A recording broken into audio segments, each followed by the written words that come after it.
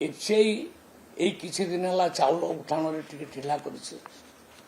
ତେଣୁ ସେଇଟା ଆମେ ଟିକେ ତାଙ୍କୁ ମନେ ପକେଇଲୁ ଏବଂ ସେ ମାନେ ପ୍ରତିଶ୍ରୁତି ଦେଲେ ଯେ ତ୍ୱରାନ୍ୱିତ କରିବେ ଚାଉଳ ଉଠାଣରେ, ସେଇଟା କେମିତି ସ୍ପିଡ୍ ହେବ, ଯାହାଫଳରେ ଆମର ଚାଉଳ ଯେଉଁ ରହିଛି ସେ କେମିତି ଆଉ ଇଭାକୁଏଟ୍ ହେବ। ତାପରେ ଦ୍ୱିତୀୟ କଥା ହେଲା ଉଷୁନା ଚାଉଳ ଲକ୍ଷ୍ୟ ଧାର୍ଯ୍ୟକୁ ସଂଶୋଧନ କରିବା ପାଇଁ ମଧ୍ୟ ପ୍ରସ୍ତାବ ରଖିଛୁ, ତାକୁ ମଧ୍ୟ ସେ ହଁ କରିଛନ୍ତି। ଧାନର ରକ୍ଷଣାବେକ୍ଷଣ ଖର୍ଚ୍ଚ ଅର୍ଥାତ୍ କଷ୍ଟୋଡିଆଲ ମେଣ୍ଟେନାନ୍ସ ଏ ଚାର୍ଜରେ ମଧ୍ୟ ବୃଦ୍ଧି କରିବା ପାଇଁ ଆମେ ନିବେଦନ କରିଛୁ। କେନ୍ଦ୍ର ସରକାରଙ୍କ ନିକଟରେ ବକେୟା ସବସିଡି ଯାହା ବାକି ରହିଛି, ବହୁତ ଦିନ ଧରିକି ବାକି ରହିଛି, ତାକୁ ମଧ୍ୟ ଆମେ ଡିମାଣ୍ଡ କରିଛୁ। ସେ ମଧ୍ୟ ସେ ଉପରେ ବିଚାର କରିବେ ବୋଲି କହିଛନ୍ତି ଏବଂ ଏହି ଭିତରେ 12/8/26 ତାରିଖରେ ସେ 2393 କୋଟି ଟଙ୍କା ମଧ୍ୟ ଗୋଟେ ଫେଜ୍ରେ ପ୍ରଦାନ କରିଛନ୍ତି। ଇଏ ହେଉଛି ଦିଲ୍ଲୀ ଗସ୍ତର ଇଏ।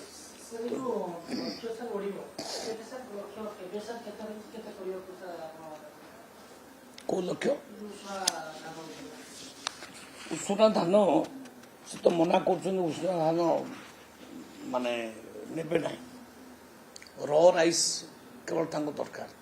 କିନ୍ତୁ ସେ କହିଛନ୍ତି ଯେ ଓଡ଼ିଶାରେ ଯେତିକି ଦରକାର ପଡ଼ିବ ମାନେ ଉଷୁନା ଚାଉଳ ସେତିକି ହିଁ ସେ ଉଠେଇବେ। ତେଣୁ ଆମେ ଚେଷ୍ଟା କରୁଛୁ ର ରାଇସ୍କୁ ବଢ଼େଇବୁ, ପ୍ରଡକ୍ସନ୍ ର ରାଇସ୍ର ପ୍ରଡକ୍ସନ୍ ବଢ଼େଇବୁ, ଉଷୁନା ଚାଉଳକୁ ଗୋଟେ ଧାର୍ଯ୍ୟ ଲକ୍ଷ୍ୟ ପର୍ଯ୍ୟନ୍ତ ରଖିବୁ।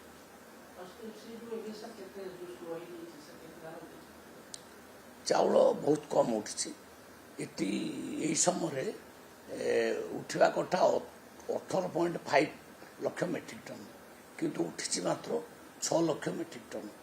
ସେଇଟାକୁ ଆମେ ତ୍ୱରାନ୍ୱିତ କରିବା ପାଇଁ ତାକୁ ରିକ୍ୱେଷ୍ଟ କରିଛୁ।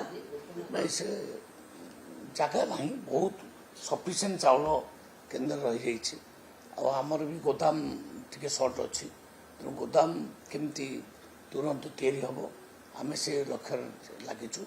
10 ଲକ୍ଷ ମେଟ୍ରିକ୍ ଟନ୍ ଗୋଦାମ ଏ ବର୍ଷ କେମିତି ଆଉ ସଫଳତାର ସହିତ କଲେ ଆମର ଚାଉଳ ଗୁଡ଼ାକ ଆମର ଏଠି ରହିବ।